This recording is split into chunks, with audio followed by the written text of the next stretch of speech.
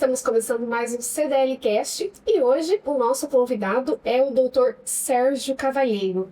Ele que é especialista em planejamento patrimonial e internacionalização de ativos. Seja bem-vindo, Dr. Sérgio. Obrigado, Fabiola. Prazer estar aqui na CDL. Prazer ser recebido por você. Muito bem. Hoje o nosso tema é holding patrimonial. Sucessão, proteção do patrimônio. Para começar, doutor, então explica para a gente o que é exatamente uma holding patrimonial. Vamos lá. A holding patrimonial, de uma maneira muito simples, é como um cofre. Você pega todos aqueles ativos que você veio construindo ali ao longo da tua vida e você guarda aqueles ativos num cofre para isolar de risco. Então, no conceito de holding patrimonial, o ideal é que você deixe ativos que você foi construindo isolados do risco empresarial, isolados do risco operacional. Uma conceituação muito simples disso seria o seguinte: olha, eu tenho uma fábrica, essa fábrica foi dando resultado, com os resultados eu fui comprando, sei lá, fazenda, casa e etc. E aí eu coloco numa holding patrimonial, fazenda, casa, carro, mas não vou colocar o ativo empresarial, maquinário, etc., porque isso naturalmente vai ali continuar no risco. Então você faz um compartimento estanque, por isso que a gente brinca que é um cofre, para isolar de risco aquilo que você foi construindo ao longo da vida, e não tem nada de errado com isso, ao contrário. Porque você, como empresário, você escolhe aquilo que você quer deixar no risco da atividade empresarial. Isso é muito importante ser dito, porque, por incrível que pareça, esse é um dos erros maiores dos empresários. Eles vão construindo, que é a cabeça de empreendedor, é isso mesmo, né? Você vai desbravando, vai construindo, vai, claro, tendo resultados e aí você vai crescendo o patrimônio, mas você nunca para pensar que você não tem obrigação nenhuma de deixar 100% daquilo a risco, só que sem querer, às vezes você deixa. Porque, claro, ninguém nunca quer, mas é óbvio que empresas podem passar por crise, né? Você tem vários desafios que levam a isso ao longo aí de uma jornada empresarial.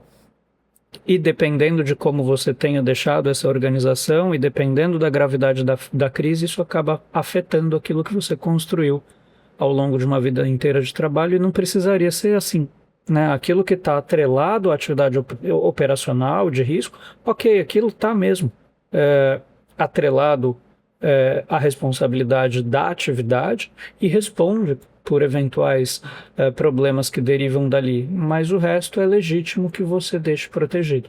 Esse tema tem crescido muito, né, entre empresários e famílias. Sim, porque no final do dia não é só uma questão de proteção, é uma questão de você também organizar a sucessão, né? Porque o que acontece? Você tem ali a geração seguinte, e a gente brinca sempre exponencial, né? Porque o empresário é uma pessoa, foi construindo tudo, mas ele tem em casa esposa, filhos, eventualmente a família já cresceu, já tem netos, então para cada um a gente tem mais 3, 4, 5. Quando é um só é muito fácil, ou quando é ele e a esposa é muito fácil, né? O processo de como faz, como decide, etc., ele veio sendo construído ao longo do crescimento pessoal e profissional deles. E como que fica para a geração seguinte? Não é tão fácil assim. Então você precisa organizar não só como é que distribui aquele patrimônio de uma maneira que seja simples, seja menos custosa e seja mais eficiente, porque senão aquilo tudo fica travado num processo de inventário. Quantos casos a gente já não viu em que os inventários vão se arrastando por anos, a família fica presa naquilo ali, e eventualmente aquele patrimônio que se construiu com tanto esforço, ele vai derretendo valor, né? Porque um alvará aqui que eu preciso para vender um determinado ativo imobiliário, leva meses para conseguir o alvará. Aí tem um herdeiro que não concordou com aquilo, trava a expedição do alvará. E, bom, se for imóvel tem um custo de carregamento, né? Você precisa pagar a manutenção do imóvel, você precisa pagar os impostos que incidem sobre o imóvel, e aquilo lá parado, na verdade, não necessariamente está valorizando, às vezes aquilo lá está deteriorando de valor. Né? Então esse é um ponto. Segundo ponto é o seguinte: na maioria das vezes a gente está falando de empresários. Bom, Você não está sucedendo só casa, carro, fazenda. O principal ativo a ser sucedido é a atividade empresarial, são as cotas ou ações da empresa. Bom, e aí como é que você faz? Se você não organizou o processo sucessório, os herdeiros eles acordam donos do negócio, mas você não amarrou. Como que vão ser as decisões? Como que vai ser a gestão daquilo? Quem vão ser os responsáveis? E, eventualmente, sem querer, você tem ou uma paralisação, porque as pessoas ainda vão ter que se entender para conseguir tocar aquilo. Isso é péssimo para a empresa e é péssimo necessariamente também para os herdeiros. Mas não só isso. Às vezes você tem um impasse ou disputa, que é o pior de tudo. Então, ela acaba funcionando aí para o papel não só de organização da sucessão e simplificação, né? Porque ao invés de você suceder 10 imóveis, não sei mais o que de ativos, você está sucedendo um grupo de cotas. É muito mais fácil, muito mais rápido, muito mais eficiente o processo. E no contexto disso, você já planeja como é que vai ser o dia pós-sucessão. Doutor, além da sucessão, existem outras coisas que podem colocar em risco essa segurança do patrimônio de uma família ou uma empresa, enfim. Questões políticas, econômicas do país, isso tudo influencia no... Certamente, certamente. A gente vem passando um processo de mudança muito grande aí no panorama fiscal do país. E, claro, o Brasil, ele até um determinado momento da história, a gente não se preocupava muito com o custo do imposto de sucessão, né? Porque o custo ele era medianamente 4% sobre o valor histórico do bem. Os estados vieram num movimento de mudança do panorama legal. O estado de Mato Grosso já fez essa mudança alguns anos atrás. Hoje você tem um teto de alíquota no estado do Mato Grosso de 8%, mas sobre uma base de valor de mercado do bem, o que é uma grande diferença em comparação com o valor histórico. Então, não só você teve uma duplicação da alíquota, mas você teve um alargamento da base de cálculo substancial, né? E aí a gente já não está falando de uma coisa que é simbólica, você está falando de 8%, sem acrescentar aqui custo de advogado, de cartório, etc. Você está falando de 8% do valor de mercado do patrimônio, com um ponto de dificuldade, porque veja só, aqui, por exemplo, que é um panorama muito comum, né, para a cidade e para o estado, muitas famílias têm a maior parte do patrimônio imobilizada em terras produtivas rurais, né, em fazendas. O valor de mercado dessas fazendas é um valor substancial, só que aquilo não é líquido, né? São terras que são usadas para produção, tem todo um desafio de você fazer dar lucro aquela produção e tem, claro, um ciclo contínuo de reinvestimento, né? Para que a tua produção continue sempre sendo uma produção boa e crescente. Então, de repente, você tem que pagar 8% do valor de mercado daquele ativo. É uma diferença entre você sair do que é saudável, né? A tua operação agrícola ali é saudável, deixa uma margem de lucro satisfatória e deixa também dinheiro para ser reinvestido, para ter que escrever um cheque grande sobre algo que você não tem liquidez imediata, e aquilo muitas vezes significa que você trouxe dificuldade financeira para a operação, né? Num país em que a gente tem custo de juros alto, e sabemos todos nós que tomada de crédito aqui, mesmo com esses juros altos, não é muito simples, né? Não tem crédito disponível para todo mundo. Então, acaba sendo uma ferramenta bastante importante para você refletir como que você, dentro das regras, consegue equalizar um pouco esse custo quando você tiver a sucessão e que isso não machuque a saúde financeira, não só da família, mas principalmente da unidade produtiva, né? Essa é uma realidade muito comum aqui na nossa região, né? Exatamente. Dos fazendeiros, né? Doutor, holding no exterior, por quê? Olha, no exterior por algumas razões. O Brasil ele veio melhorando bastante a legislação ao longo aí das últimas décadas, né? Se a gente olhar o que era a nossa lei 30, 40 anos atrás e o que é a nossa lei hoje, a gente amadureceu bastante. E acho que continua sendo feito isso. Mas, ao mesmo tempo, a gente também veio fazendo alterações legislativas que trazem uma certa insegurança, não só de aumento de custo de tributação, né? Que era o ponto que nós estávamos tocando agora há pouco, mas mais do que isso, quando você tem um processo de mudança legislativo tão veloz como tem acontecido nos últimos anos, você traz naturalmente insegurança jurídica. Por quê? Porque lei se interpreta. Então a gente às vezes brinca na área que lei boa é lei velha, mas não é por nada. Não é porque a gente gosta de se apegar ao passado. Ela é boa porque ela já foi testada, então você já sabe mais ou menos como é que vão ler aquilo. Tem maturidade. E para que lado que você vai. Quando você tem um processo muito grande, como a gente vem vivenciando aí, principalmente na área fiscal, de atualização do panorama legal como um todo, a gente traz junto um ponto de interrogação. Olha, como é que isso aqui vai ser interpretado? Para que lado vai? Então, um dos motivos, às vezes, de você utilizar uma estrutura no exterior é você buscar um pouco mais de segurança jurídica.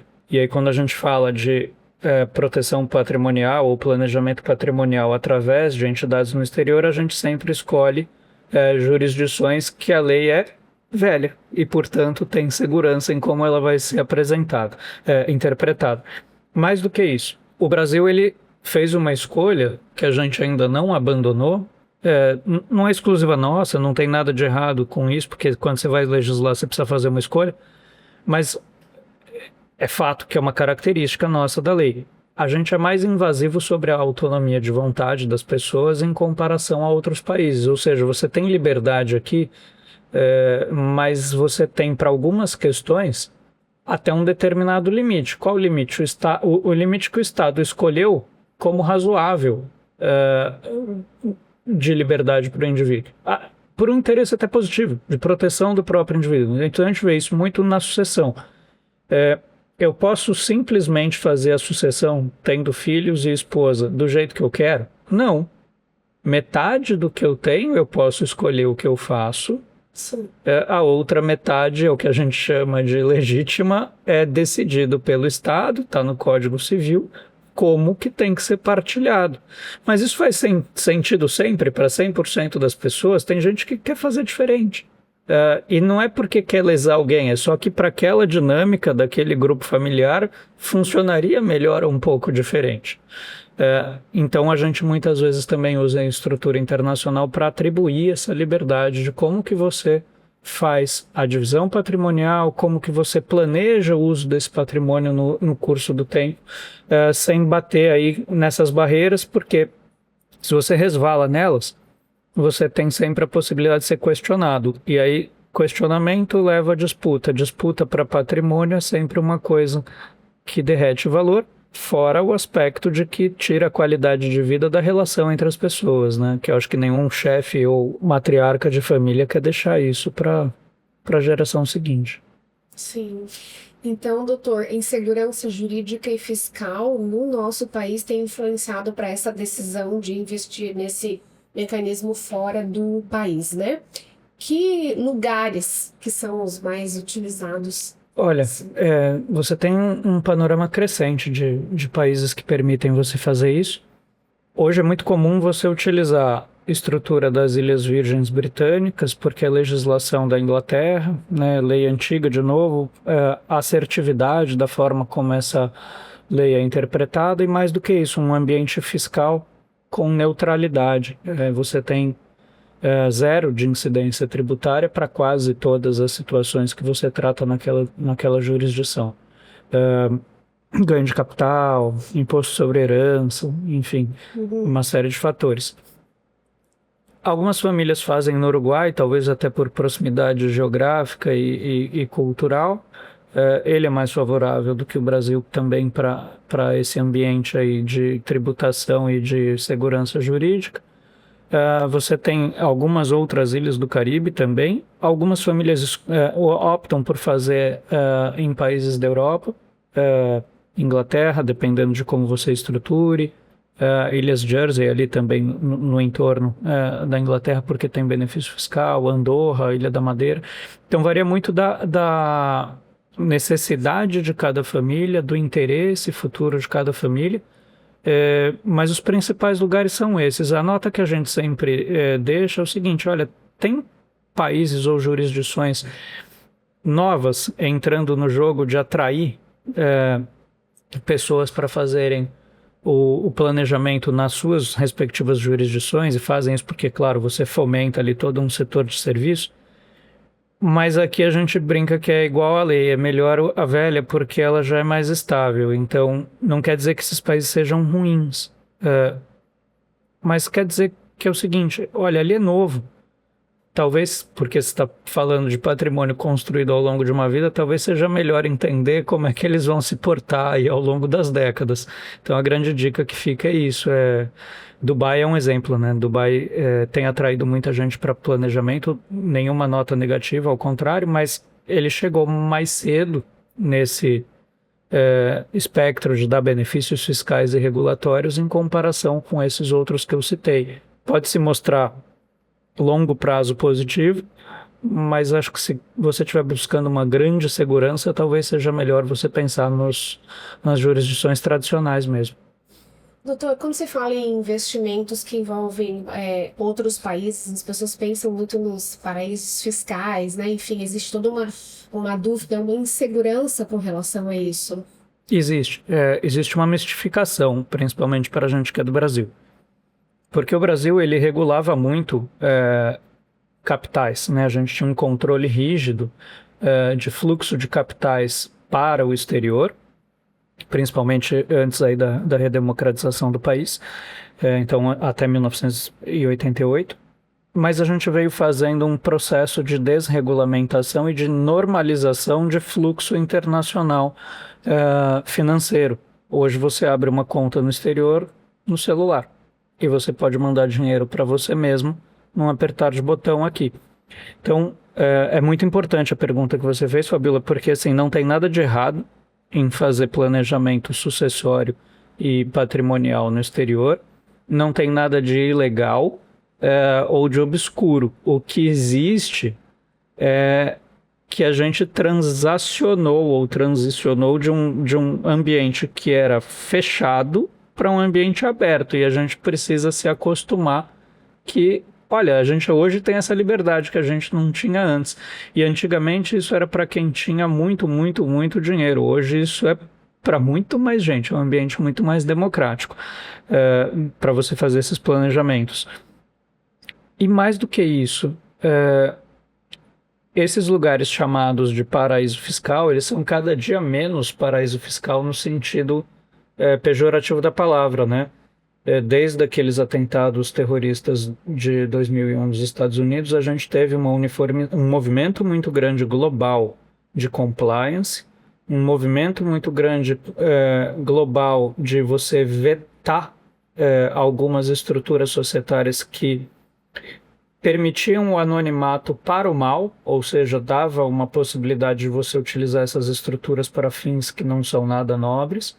Então hoje, quando você vai abrir uma estrutura dessa, você precisa identificar quem é o último beneficiário, não existe mais ação ao portador.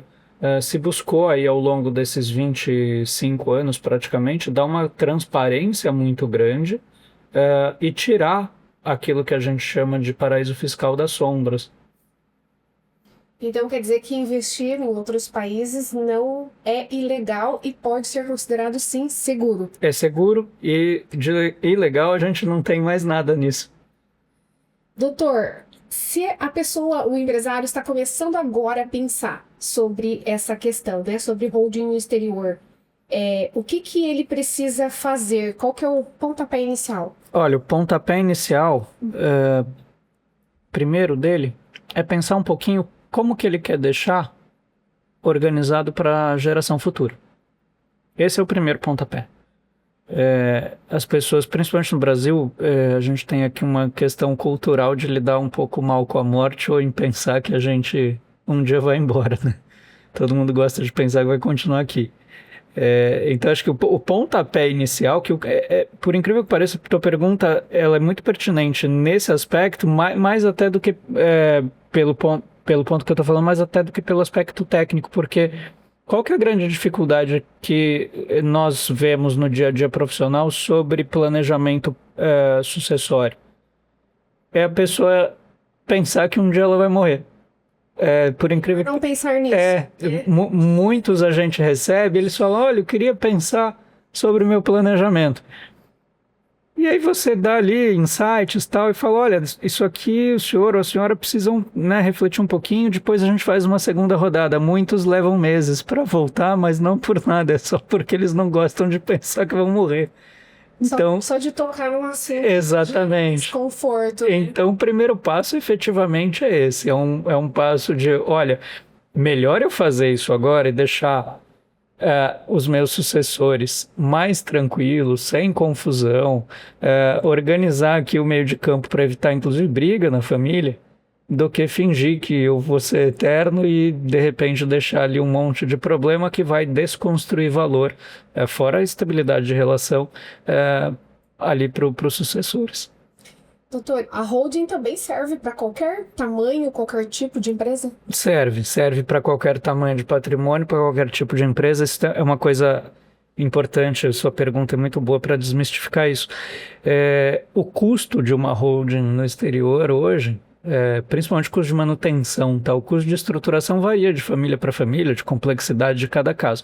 Mas o custo de manutenção é um custo baixo. Então é importante desmistificar isso. Você mantém uma empresa no exterior medianamente com um custo igual a de manter uma pequena empresa pessoal aqui no Brasil. As pessoas acham, né, que são só para grandes patrimônios e que isso tem um custo elevado, né? Exatamente. Eu costumo dizer que, assim, se a gente for pensar com o racional de proporcionalidade, às vezes, para um patrimônio não tão grande, faz mais diferença. Porque o quanto que você economiza ali de tributo ou de facilidade mesmo, né, de como a transição opera e de velocidade que você traz para que o patrimônio continue imóvel, é mais significativo do que para quem tem tanto dinheiro. Quem tem menos tem que gerir melhor.